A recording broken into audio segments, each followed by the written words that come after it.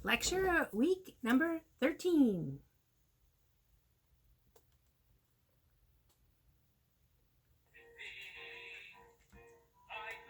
And I hope you'll see everything in American musical theater. This is lecture number 13, and we're continuing to talk about Sondheim.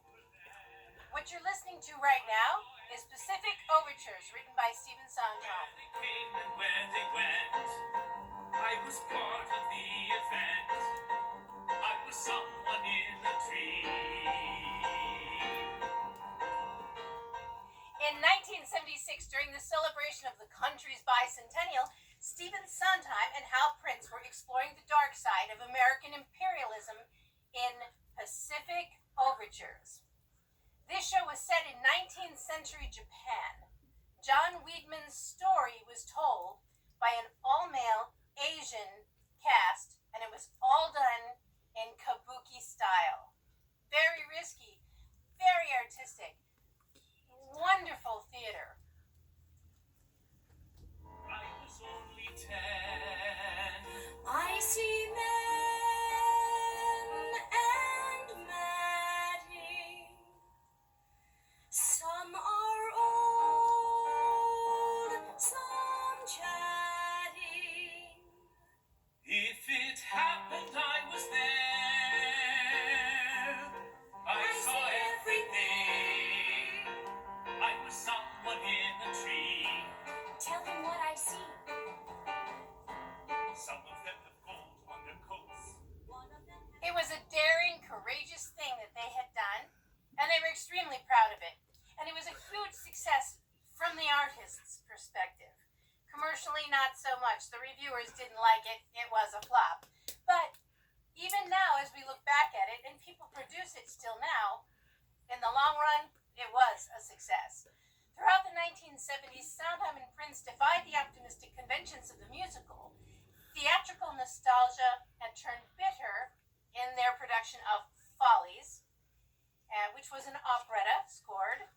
And it was about a theater that was going to be torn down, and all of the showgirls that had been there, their spirits were still in the theater. Then there was an operetta scored in three-quarter time, which was called A Little Night Music. It was fraught with anxiety. Lots of affairs going on and strange relationships. In 1979, they adapted The Unthinkable into a Broadway musical. It was a tale of slaughter and cannibalism set in 19th century London, featuring the murderous Baba, Sweeney Todd.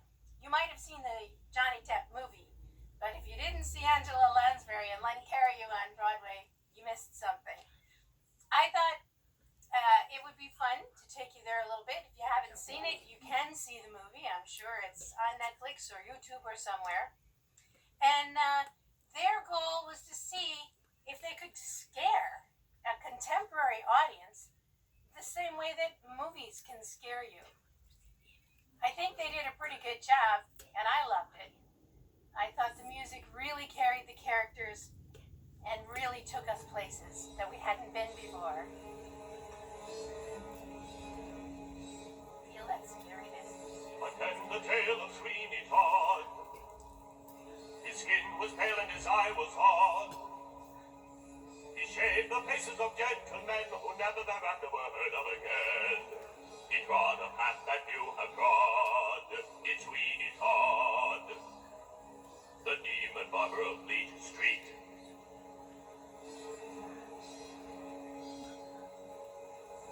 He kept a shop in London town, a fancy clients and good renown. And what if none of their souls were saved? They went to their maker impeccably shaved. By Sweeney Todd, the demon barber of Fleet Street.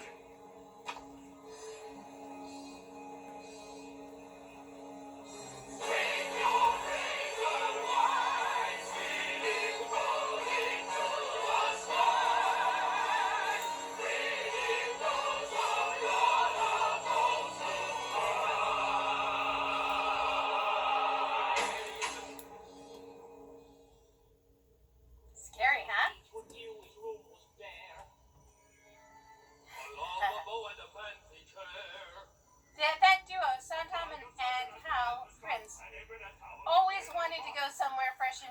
Sweeney Todd didn't hurt people's fear. It went into people's fears. It wasn't meant to scare you and leave you triggered. It was really meant to thrill you. I'm much more interested in having an experience in the theater which is unlike any other experience. Sweeney was subtle, Sweeney was big, and rats were subtle. Sweeney was singular, Sweeney was big, and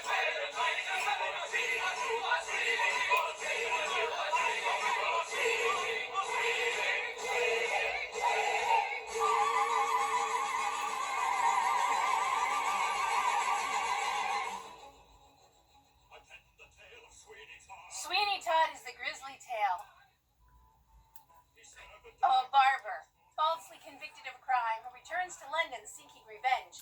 His victims' bodies are disposed of by cooking them into tasty meat pies. You want to notice how Sondheim uses this opening number. One on the street. All of these people talking about who this guy is. Having this very rumbling music, very low. And it's in as low a key as possible. This feeling of suspense is always there. It's always with this sly crescendo, as if we're leading into something that's about to happen. And we don't know what that is. There's this feeling of suspense throughout the whole show. So the feeling is sort of like lifting the ice a little bit, then dropping it, then lifting it, then dropping it. The composer might hear subtleties that nobody else gets, but that detail to the art and that craft of creating a song for a musical with a specific character and situation in mind is difficult. For Sweeney Todd, that low rumbling into a feeling of suspense creates a mood, and I don't think anyone would argue that the opening moments of the play are very creepy indeed. Now, with this grisly tale of cannibalism, Sweeney is out for revenge. He's been exiled, and while he was exiled, his wife was raped and he thinks killed, and the child that is his, Joanna, is adopted by a governor, by a high official, and he would like revenge for his wife's death. What he doesn't know is she's still alive. She's just crazy and she's a homeless person. But he goes into business with Mrs. Lovett, who owns a meat pie store on the floor beneath him. And in this meat pie store, she takes the bodies and turns them into meat pies. Getting meat at that time apparently was very difficult, so it served both of their purposes. And here was a grisly song that used the humor of, if you were going to cook sturgeon or flounder or cod, you might talk about how they taste. Well, if you're going to be cooking people, you get more of this flavor. What is that? It's free. Is it really good? It's too good. Then again, they don't come mixing all the flavor, so we keep it fresh. Not a lot of fat. And when it's fat, Haven't you got poet or something like that? now this is the trouble with poet is that your now is deceased. Try the crazy Not as hearty as Bishop, perhaps, but then not as grand as Curity. and with the business too. Always keeps you wanting more. Trouble is we only get it in Sunday. Lawyers rather nice. If it's for a price, Or does something else go too far? It's no one should swallow it twice.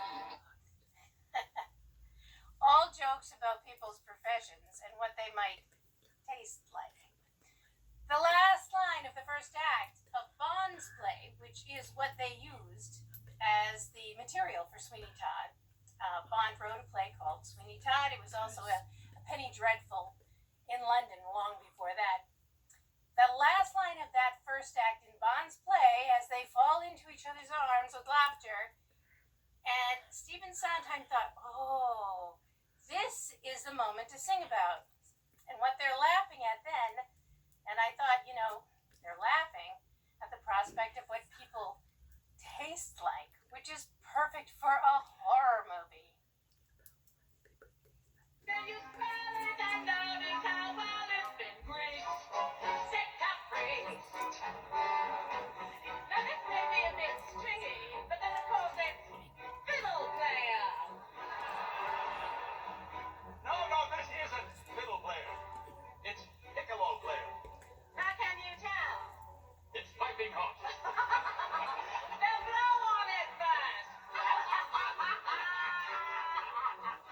Story of the world, my sweet, Oh, Mr. Dardo, what does it is sound? who gets eaten and who gets to eat. And Mr. Dardo, who gets the sound? But fortunately, it's all so clear that Goes down well with beer. It's a little dark. Sondheim's dark vision had moved the musical to where an audience could identify with a tale of murder and cannibalism. As the scores intertwined arias and they reached their climax, Sweeney Todd enacts his vengeance on society in one of the most beautiful songs of the early 70s. nothing may we proceed, sir. There's that suspense. Pretty women, fascinating, sipping coffee, dancing, pretty women are a wonder. Pretty women sitting in the window, standing on the stair, something in them cheers the air. Pretty women, silhouetted, stay within you, glancing, stay forever, living lightly. Pretty women, blowing out their candles, combing out their hair. They leave and when they leave and vanish, they still are there with you. Pretty women at the mirror, their garden letter writing, mouth picking, weather watching, all they make a man sing. Roof of heaven, eyes on living. Pretty women, sir, pretty women, yes to pretty women, all the pretty women. And at that moment, he's hoping to kill the judge that he thinks killed his wife. But they are interrupted. So the suspense continues.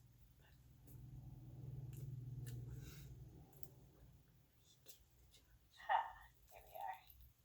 Revenge is a universal feeling, whether people will admit it or not, and that's what this piece is really about. So even though it's dark and it's scary and it's a horror movie on stage, it appeals to the audience through that feeling of satisfying a revenge. It's in its revenge, I think the audience senses that they can identify with Sweeney Todd.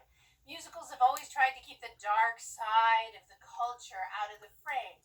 And that's why I brought up in the discussion prompt, what's your dark side? Or what's the piece that you hide or you surprise people with? It's part of what makes us deep and complex and makes us interesting as humans. We all contain multitudes. None of us are any one thing, and we like to try to go just with what we see from what we see right now, right here. We don't know people. We don't listen to their backgrounds or their histories or even understand where they're coming from half the time. But in this, in order to understand and appeal to the side of Sweeney Todd who has the right to feel revenge, Stephen Sondheim had to create a very, very complex character. Sondheim was the first person to try to sing about that darkness, that dark side of the character. The ultimate expression of that in his work would be Sweeney Todd, which is, I think, a masterpiece. In a way, Sondheim had a complete disregard, a courageous disregard for what the public is maybe going to like or not like. As Mary Rogers, Richard Rogers' daughter, had said, audiences should damn well work a little harder and listen, even if the subject matter is distasteful to some people. Here's another beautiful song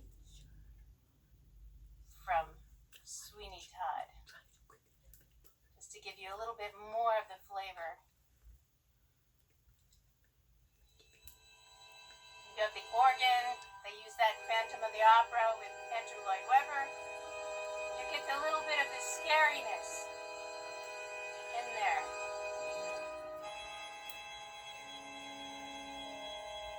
There's a real beauty to it.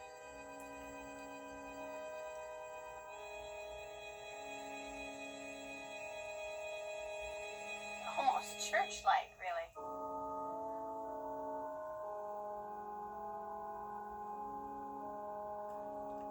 From tragic knife fights in West Side Story to vengeful throat slitting in Sweeney Todd, the Sondheim principal operation stood at the apex of a period that redefined the musical tradition on Broadway yet again. By the end of the 1970s, inspired by the success of A Chorus Line, Broadway became the centerpiece of a new public relations campaign designed to attract tourists to New York. Suddenly, Broadway had become a major generator in the economic life of New York City. Hundreds of people from all over the world would go to the crossroads of the world, Times Square and 42nd Street. Why? To see a show. These little town blues are melting away. We'll make a brand new start of it in old New York. If we can make it there, we'll make it anywhere. It's up to you, New York. Come to New York and let's go on with the show.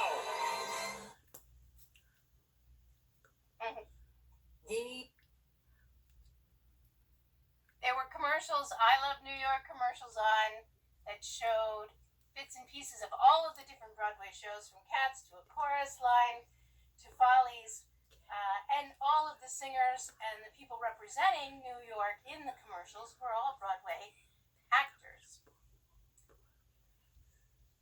This generator of revenue in New York also made it much more popular among the Wall Street crowd.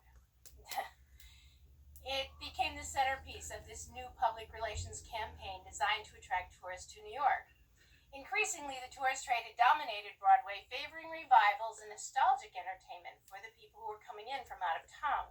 But the most successful shows in the years to come, in fact, the most successful in Broadway history, came from theaters in London, where a young British producer found a way to make the American musical a truly international phenomenon.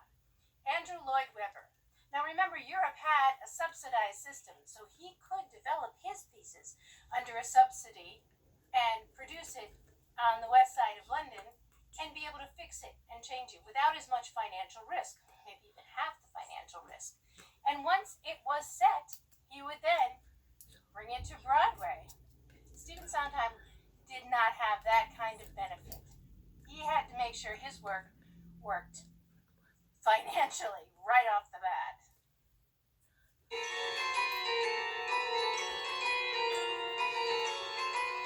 This is a bit of Cats.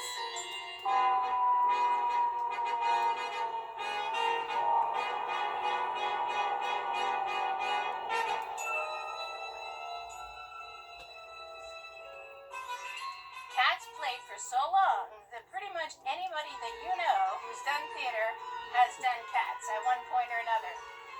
In fact, one of our instructors, Mark Holland, was in the Broadway production. I've done several productions in which I was the tap dance cat. Most of my friends have been one of the cats at one point or another. It ran a long time. Andrew Lloyd Webber, Baron Lloyd Webber, was born March 22nd, 1948. He was an English composer and impresario of musical theater. of his musicals have run for more than a decade, both in the West End and on Broadway. He's composed 27 musicals. He's composed a song cycle, a set of variations, 2 film scores, and a Latin Requiem Mass. Several of his songs have been widely recorded, like this one. And they were successful outside of their parent musicals, such as The Music of the Night and All I Ask of You from The Phantom of the Opera.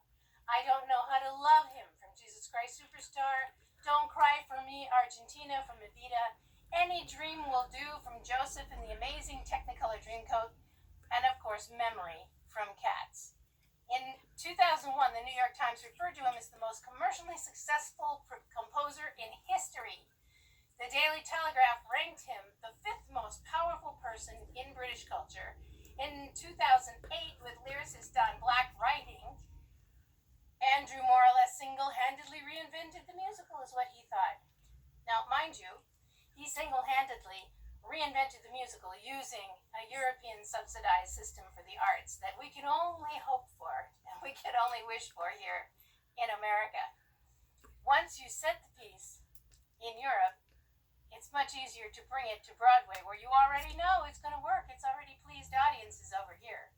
While American composers were still struggling to find ways of working on a piece, putting it in front of an audience without the financial risk, which is why musicals like Hair and other musicals, Cabaret, used a workshop process where they did it small, then they took it off Broadway, then they moved it to Broadway, hoping that it would be able to survive the financial rigor of moving along. We will discuss production and other aspects of how musicals get brought to the public eye as we go along. I will see you on my courses. Don't forget those other bits and pieces. So you have